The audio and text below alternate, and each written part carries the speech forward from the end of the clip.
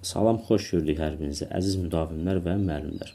Bugün biz sizlərlə birgə coğrafiya fənnindən 2025-ci ildə MİQ imtahanında istifadə edilmiş saat qurşaqlarına aid olan bir məsələnin izahına birlikdə baxacağıq. Və onu da nəzərinizə çatdırım ki, sonuncu dəfə 2025-ci il MİQ imtahanında özüm şəxsən iştirak etmişəm. Yəni, sualların tərtib edilməsi qaydası, formatı, hansı mənbədən istifadə edilir, tərtib edilir. Bu haqda kifayət qədər məlumatımız var. Buna görə də bizimlə qalıb hazırlaşsaq, mütləq şəkildə imtahanlarda yaxşı nəticə, yüksək nəticə göstərəcəksiniz. Vaxt itirmədən keçək testimizin sualımızın izahına. Məsələmizin şərtində belə deyildi ki, 110 dərəcə qərb uzunluğu 12 və 13 saat qurşağının sərhədinə uyğun gələrsə, Xankəndi şəhərinin yerləşdiyi saat qurşağının orta meridianı tapın. İlk baxışdan nisbətən çətin görünə bilər. Sadəcə ardıcılığa riayət edib, ardıcıl şəkildə məsələmizi həll etmək lazımdır.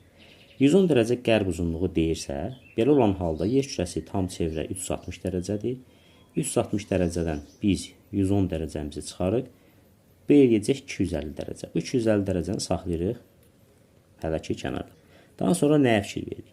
12-ci və 13-cü saat qurşaqlarının sərhədi, yəni 12 ilə 13-cün sərhədi 12.5 eləyər.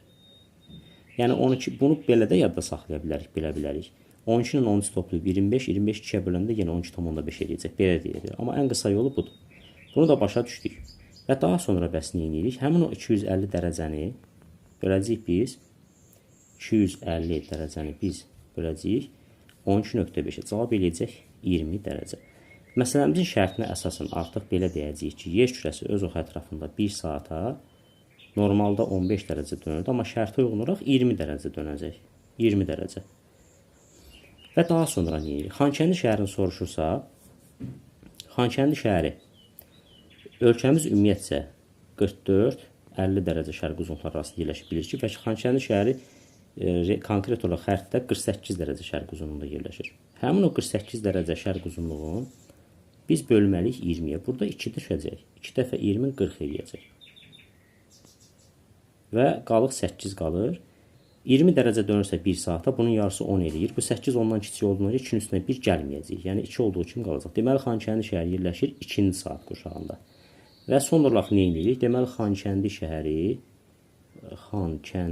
şəhəri yerləşdiyi 2-ci saat qurşağında. Deyir, şəhərin yerləşdiyi saat qurşağının orta meridianı tapın. Və yer kürəsi də 1 saata şərtimizə uyğun olaraq demişdik ki, 20 dərəcə dönür. Şərtə uyğun olaraq təbii ki. Yenidən biz 2-ni 20 dərəcəyə vuracaq, eləyəcək 40 dərəcə şərq uzunluğu. Yəni, testimizin doğru cavabı 40 dərəcə şərq uzunluğu edir. Hər birinizə uğurlar arzu edirəm. MİQ imtahanı